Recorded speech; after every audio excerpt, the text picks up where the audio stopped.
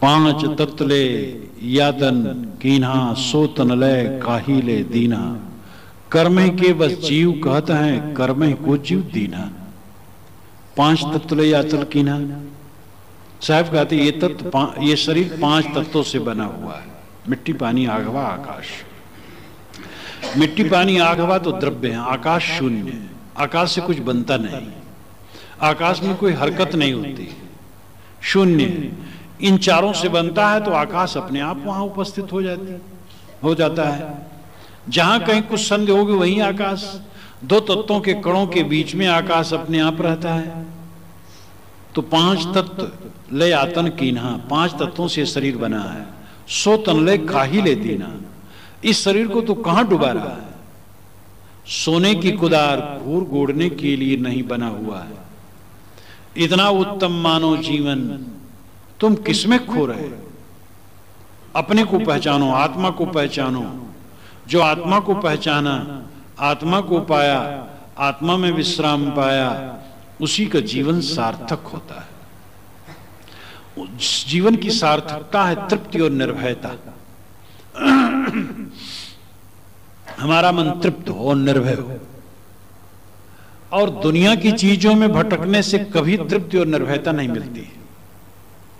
चाहे बड़े से बड़े ऐश्वर्य का नाम ले लो, अंत में वह निराशा है। जहां तृप्ति मिलती, निर्भयता मिलती है, वो आत्म स्थिति में ही मिलती है। जहां पर भय नहीं, दुख नहीं, पीड़ा नहीं, सारे संतापों का अंत। उपनिषद के प्रवचन 10-12 रविवार को चलते रहे और आप देखते थे कि बारंबार ऋषि कैसे कहते हैं कि उस ब्राह्मी स्थिति को पाकर के ही आत्मा निर्भय होता है, जहां पर सारे भय समाप्त हो जाते हैं। याज्ञवल्क्य ने कहा है, अय जनक, उस आत्मा को जानकर जो अक्षीण है, निर्भय है, निर्मल है और सारे कर्मों से ऊपर है, उसको जानकर उसमें स्थित होकर फिर वो ये नहीं चिंता करता है कि मैंने क्या किया था और क्या नहीं किया था। न तो की हुई के लिए चिंता रहती है और न करने की चिंता रहती है। वो तो इन वासनाओं से ऊपर उठ जाता है, दिव्य हो जाता है, निर्मल हो जाता है। हर आदमी का व्यक्तित्व क्षणिक है, वो अपना अवशेष छोड़ जाता है, चाहे पुत्र के रूप में, चाहे शिष्य के रूप में, चाहे संस्कारों के रूप में, विचारों के रूप में। एक आदमी है जो कुछ अच्छा बुरा किया, दूसरे पर प्रभाव डालता, अपना चला जाता है, वो प्रभाव दूसरे पर रह जाता है। चाहे साधारण व्यक्ति हो, चाहे बड़ा पुरुष हो। बड़े पुरुष का दायरा ज्यादा होता है, साधारण का थोड़ा होता है। एक मैले दांत का आदमी हो, वो अपना गंदा प्रभाव डाल जाता है, और एक साफ सुथरा रहता है, वो अच्छा प्रभाव डालता है। किसी घर में आप जाइए जहां खूब सफाई हो, तो मन अपना होगा ऐसी सफाई रखना चाहिए। कहीं गंदे घर में जाइए और अगर आप सजग नहीं तो सोचेंगे अरे थोड़ा गंदा रहना क्या बुरा, देखो इनका भी तो ऐसे। तो देख करके प्रभाव अपना पड़ता है अपने ऊपर। देखी देखा पाप, देखी देखा पुण्य। तो हर आदमी अपना संस्कार छोड़ जाता है और कोई रहता नहीं है। स्वामी शंकराचार्य नहीं है, परंपरा है। सदगुरु कबीर नहीं है, परंपरा है। गोस्वामी जी नहीं है, परंपरा है। हजरत मोहम्मद नहीं है, परंपरा है। कोई बैठा रहा था, कोई बैठ करके पकड़े रह सकता है? सब छोड़ छोड़ के चले जाते हैं। वो अपनी चीज छोड़ जाते हैं, संस्कार छोड़ जाते हैं। इसलिए पकड़े रहने का लोभ बहुत गलत है। बच्चे, आपने बच्चा पैदा कर दिया, छोड़ दिया, हो गया। आप चिपके हैं कि बच्चे कैसे निभाएं और कैसे इनको और धनी बनाएं। बच्चे के बच्चे हो गए, तब बच्चे के बच्चे कैसे करें? ये महामोह कब तक पकड़े रहोगे? छोड़ना पड़ेगा, बिना छुट्टी नहीं है, जबरदस्ती छूट जाएगा। त्याग करन है सबन को, बचत न कोई दिखाए। चाहे तजे दुख भोग के, चाहे प्रथम हटाए। चाहे दुख भोग करके त्यागो, चाहे पहले त्यागो, त्यागना पड़ेगा। बिना त्यागे छुट्टी न हो। इसलिए मनुष्य को पकड़े रहने की लालसा नहीं होनी चाहिए, ये ममता नहीं होनी चाहिए ऐसे रोज बना रहे। सब कुछ ऐसे बना नहीं रहेगा। कोई भी चीज किसी की बनी नहीं रहती है, सबका बिखर जाता है, लेकिन उसका अवशेष दूसरे ढंग से रहता, होता रहता है। और हमें तो ये सोचना चाहिए चाहे रहे चाहे न रहे, अपना हम अच्छा काम करें, अपना कर जाएं, बस ठीक है, उतना काफी है। अपना कल्याण कर लो, अब आपसे जो गुण लेना होगा लेंगे। लेकिन ये महामोह ममता कि ये सब बना कैसे रहे, ये सब स्थिर कैसे रहे। धार्मिक प्रचारकों को भी बड़ा मोह रहता है धर्म का प्रचार बढ़ता कैसे रहे, ये भी महामोह महामाया है। अरे अनादि काल से धार्मिक लोग प्रचार करते गए हैं और प्रचार होता रहा है, और दुनिया है कुत्ते की पूंछ, पकड़ के सीधी करो छोड़ो टेढ़। वेद व्यास जी महाराज कहे कि भाई मैं कुछ उपदेश करना चाहता हूं, थोड़ा सुनो। अरे कहे बाबा फुर्सत नहीं है।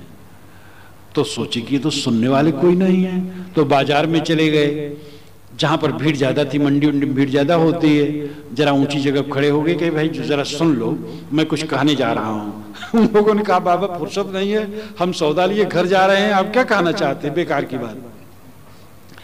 कहे कोई सुनने वाला नहीं। तो उन्होंने जबरदस्ती कहना शुरू किया, ऊर्ध्व बाहुर विरो मेद नामे कसित श्रणोतिहा धर्मादर्थस्य कामस्या कस्मात धर्मो न सेव्यते।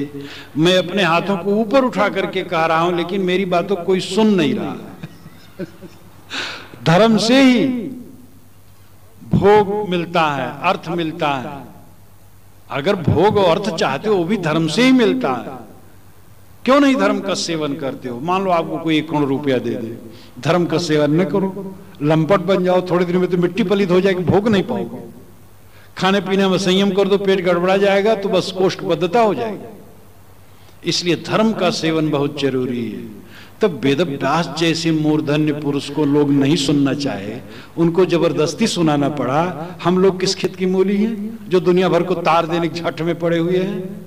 ये कुछ नहीं, बस अपना काम करें, जिनके गर्ज होगा तरेंगे। सब हजारों खिज्र पैदा कर चुकी है नस्ल आदम ने, ये सब तस्लीम, लेकिन आदमी अब तक भटकता है। फिराक गोरखपुरी ने कहा है, हजारों उपदेष्टा आदम के नस्ल ने पैदा किया, मनुष्य की वंशावली ने हजारों उपदेष्टा पैदा किए, ये सब स्वीकार है, लेकिन आदमी आज तक भटक रहा है। आपका भटकना बंद होना आपके ज्ञान की चरितार्थता है। आप सबको भटकना बंद करा देंगे, ये कभी नहीं होगा। आप भटकना बंद हो जाए आपका, फिर आपके द्वारा और जितने लोग पाएंगे अच्छा है। तो इसलिए साहब कहते हैं कि ये तन लय काहिले दीना, किस में डाल रहा है? कर्म ही के बस जीव कहते हैं, कर्म ही को जीव दीना। पंडितों पर साहब व्यंग कर रहे हैं, कर्म ही के बस जीव का। सब पंडित लोग कहते जीव कर्म के बस है। तो पंडित जी तुम फिर कर्म को उसको फंसाते हो। कर्म के बस जीव कहते हैं, कर्म को जीव दीना। निष्कर्मी की निंदा कीजिए, कर्म करे ताही चित जीत दीजिए। ये पंडितों पर व्यंग करते हुए साहब ने कहा विप्रमत इसी में कि कर्म करे ताही चित जीते, और निष्कर्मी की निंदा कीजिए। निष्कर्मी की निंदा करते हैं पंडित लोग, कर्म करे वही चित देते हैं। कोई सन्यासी बन गया, अरे सन्यासी बन गया, पिंडोदक क्रिया लुप्त हो जाएगी तो स्वर्ग में पुरखे नहीं जाएंगे। तो पंडित लोग ये नहीं चाहते लोग सन्यासी हो जाएं, वो पिंडोदक क्रिया के लिए बैठे रहे घर में। तो इस पर भी ज्ञानियों ने काफी व्यंग किया है। ज्ञानी कर्मी को, कर्मी ज्ञानी को सब व्यंग करते रहते हैं। कर्मियों ने तो भक्तों को कैसा व्यंग किया मैं तो सुनाता नहीं रहता हूं आपके सामने। ये कोई 2400-2500 वर्ष पुराना मंत्र है, धर्मशास्त्र में है। वेदैर विहीनास्य पठन्ति शास्त्रम, शास्त्रेण हीनास्य पुराण पाठा, पुराणहीना कृष्णो भवन्ति, भ्रष्टास्ततो भागवता भवन्ति। जो वेदों को नहीं पढ़ पाता वो शास्त्रों को पढ़ता है, जो शास्त्रों को नहीं पढ़ पाता वो पुराणों को पढ़ता है, जो पुराण भी नहीं पढ़ पाता है वो खेती करता है, और जो सब प्रकार से भ्रष्ट हो जाता है वो भगवान का भगत हो जाता है। भ्रष्टास्ततो भागवता भवन्ति। कर्मकांडी जो पंडित लोग थे वो सोचे भगवान का भगत।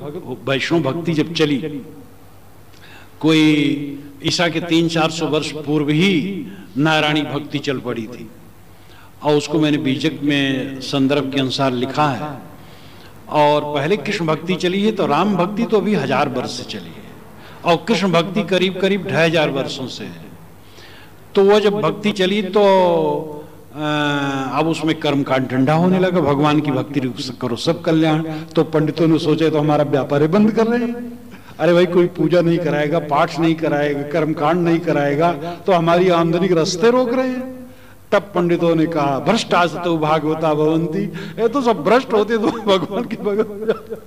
काशी में एक पंडित रहे तो हमसे खूब मजाक करें वैष्णव का कहे महाराज अयोध्या के महात्मा लोग तो सरजू मैया में स्नान करते हैं, मतलब सरजू भी काना नहीं जानते। ये साधु लोग क्या हैं, पढ़े लिखे तो होते नहीं, पंडित पढ़ा लिखा होता है, तो पंडित को अपनी विद्या का गर्व और साधु को अपने त्याग का गर्व, और दोनों गर्व ठीक नहीं। तो साहब कहते कर्म ही के बस जीव कहते हैं, कर्म ही को जीव दीना। सब पंडित कहते हैं कि जीव कर्म के वश है, और फिर पंडित लोग कर्म में उसको दृढ़ाते हैं, कर्म करे ताही चित दीजिए। तो भाई कर्म ठीक है, कर्म पंडित दृढ़ाते बुरा नहीं करते हैं, कर्म की जरूरत है, लेकिन अंततः कर्म से ऊपर ज्ञान की तरफ बढ़ना होगा। कर्म भक्ति ज्ञान, इसमें लड़ाई खूब हुई। ज्ञानियों ने कर्मियों की निंदा की, कर्मियों ने ज्ञानियों की, भक्तों ने इन दोनों की, इन दोनों ने भक्तों की। ये सांप्रदायिकता है, तीनों की जरूरत है। एक रोटी पकाना है तो कर्म चाहिए, लकड़ी कंडा हर चीज इकट्ठा करो, आटा और करछुल चिमटा सब कुछ, तवा, तो एक कर्म करना पड़ेगा। और ज्ञान चाहिए रोटी पकाने का, तब पकेगी बढ़िया, नहीं पकेगी नहीं। और भक्ति भी चाहिए, प्रेम से रोटी पकाओ ठीक, नहीं तो खराब हो जाएगी। जिस दिन आपकी घर वाली नाखुश हो जाती, बढ़िया भोजन नहीं बनाएगी, जल जाएगा, कुछ हो जाएगा। तो एक रोटी पकाने में ज्ञान कर्म और भक्ति तीनों की जरूरत है। फिर मोक्ष के लिए, कल्याण के लिए, आत्मानुभूत के लिए तीनों की आवश्यकता, इसमें क्या संदेह है। तो इसलिए कर्म ही केवल जीव कहते हैं, कर्म ही को जीव दीना। इसमें साहब इतने कहते हैं कि कर्म ठीक है, लेकिन कर्म से ऊपर भी ज्ञान भक्ति की तरफ बढ़ना चाहिए।